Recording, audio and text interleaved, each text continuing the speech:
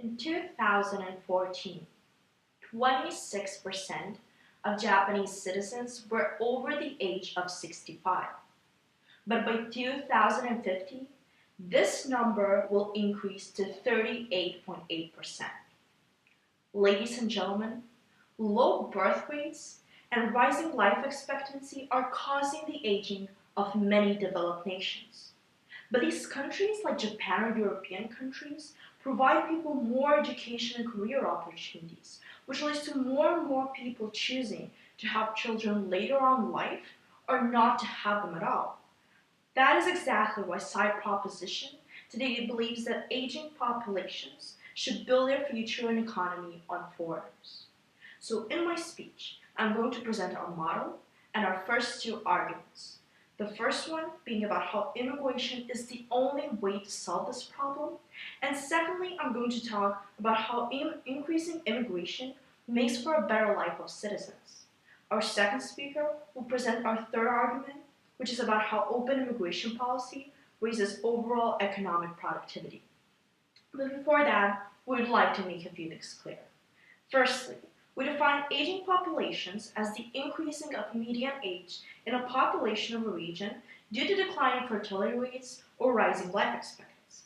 Secondly, we believe that encouraging citizens to have more children means implementing policies or other actions taken by the government to try and increase the birth rate in the country. We believe, though, that these policies are not an effective way to solve this problem. That is exactly why we would rather have these countries with aging populations implement open immigration policies. And as an example of a successful immigration policy, we see Canada. Most immigrants are admitted purely on economic grounds. They're evaluated under a 9-point rubric that ignores their religion, ethnicity, race, but rather looks at their age, education, job skills, and other attributes that define their contribution to the national workforce. We would also have immigrant integration policies, such as, for example, educational institutions should be provided with funding for programs designed to help skilled immigrants enter the labor force of the country. We'd also have more proactive and comprehensive enforcement of equity and anti-discrimination policies that would specifically target employment or access to employment, so we'd make sure that immigrants are not discriminated when looking for a job. So now, moving on to our first argument about how welcoming more immigrants is the only solution to this problem. So as more and more countries progress and can provide a better living standard for people, the problem of aging populations is spreading. While about 40 years ago, 13 countries had fertility-raising policies, right now this number has quadrupled to 56.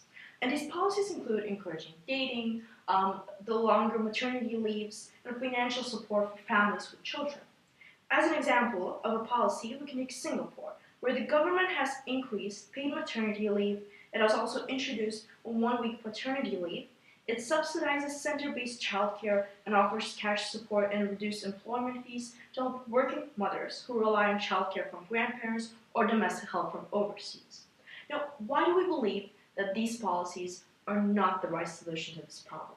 Firstly, they target lower-income families who find cash payments to be an incentive to have more children. But what we believe that even with these cash payments, these families cannot provide the best education and the best opportunities for these children that rich families can. But what we believe is that these policies do not affect these rich families because they are rather governed by workplace bias or social, economic, and individual forces rather than cash payments. So that keeps them from having more children. And also, we believe that these policies would not be an effective short-term solution. And what we believe all of this results in is, firstly, most people growing up to be lower skilled and not being able to solve the economic problems arising in these aging populations. We secondly believe that there is no way that we can ensure that these native poor people are going to have an incentive to make a critical contribution to this economy. And we believe that immigrants do have this incentive, and I'm later going to prove why.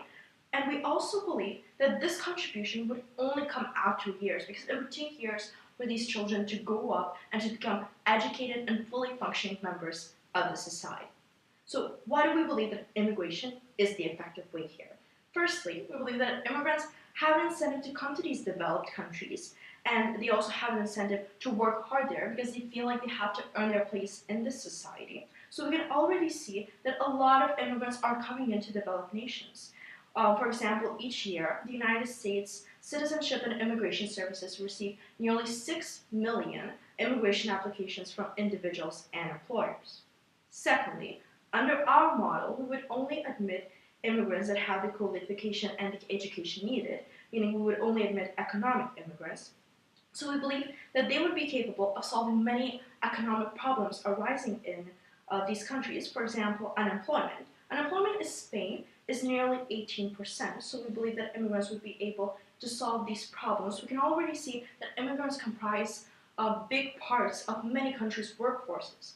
For example, in the United States, 27.2 million immigrants become nearly 70% of the national workforce. So that is exactly why we believe that immigration is the right solution here. Moving on to our second argument about how increasing immigration makes for a better life of citizens. So ladies and gentlemen, we believe that a country that is enclosed and does not accept immigrants does not progress on many levels. We believe that a country that is enclosed in its own experiences does not progress. So why do we believe that immigration is good for the society? Firstly, we believe it leads to cultural integration. So as the country becomes more diverse, it becomes easier for cultural minorities to integrate, and they also feel less disenfranchised. It also leads to further political decisions that benefit immigrants, since the government has an incentive to make their life better. Also, we believe that cross-cultural experiences have many benefits. So it has been proven that being part of a different culture, immigrants encounter new products, services, customer preferences, which leads to more innovation to society. Also, we believe that this will lead to better relationships between countries, and it will lead to more peaceful foreign policy, as since people from other countries would start comprising a bigger part of the society in these developed nations, they would have a bigger incentive to form good relations because they would not see these people from other countries as some other. And secondly, we believe that more immigration benefits many social groups, and especially the elderly.